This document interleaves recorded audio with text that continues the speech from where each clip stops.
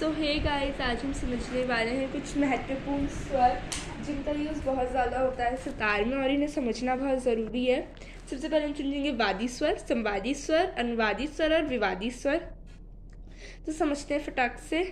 वादी स्वर, देखो जो वादी स्वर होता है इसे राजा की उपमा दी गई है। राजा मतलब सबसे बड़ा, राइट।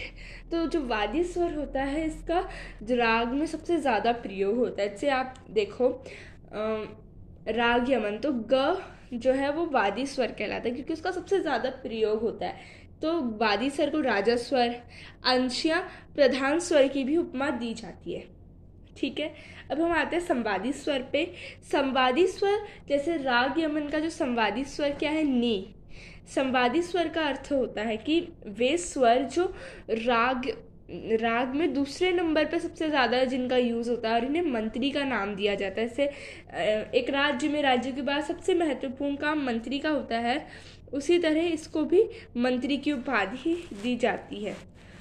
देखो यहाँ मैंने लिखा भी है, मंत्री की उपाधि दी जाती है क्योंकि इसका दूसरे नंबर पे राग पे सबसे ज़्यादा प्रयोग होता है। और वादी और संवादी स्वरों के बीच में 9 से 13 श्रुतियों का गैप होता है और 4 से 5 स्वरों का गैप होता है, श्रुति और स्वरों का। अनुवादी स्वर क्या होते हैं, वादी और संवादी के अलावा राग में प्रयोग होने वाले स्वर को ही अनुवादी स्वर कहते हैं। इन्हें सेवक की उपमा दी गई है। ठीक है, इन्हें सेवक की उपमा दी गई है क्योंकि मदद करते हैं राग को बजाने में। नेक्स्ट है विवादी स्वर। विवादी स्वर बहुत ईजी है, समझते हैं इसे भी। देखो जैसे हम कोई भी राग गाते हैं तो उसमें हम चाहते हैं ना कि हमारा राग जो सबसे अच्छा हो, सबसे अच्छा बजे। तो उसमें जो ब्यूटी आती है, जैसे खटका से, मीण से, है ना, तो जो सौंदर्य वृद्धि के लिए जिन स्वरों का यूज़ किया जाता है उन्हें विवादी स्वर कहते हैं।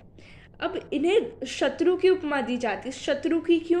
क्योंकि अगर थोड़ा सा भी आगे पीछे हो जाए, अगर सावधानी ना बरती जाए बजाने में या फिर गाने में, तो बहुत प्रॉब्लम आ जाती है, इसलिए इन्हें शत्रु की उपमा दी गई है। तो जल्दी से रिवाइज कर लेते हैं। विवादी जो हमारे वादी स्वर है उसे किसकी उपमा दी गई है, राजा की। संवादी को मंत्री की, अनुवादी को सेवक की और विवादी को हमने अभी पढ़ा किसकी दी गई है, शत्रु की उपमा दी गई है।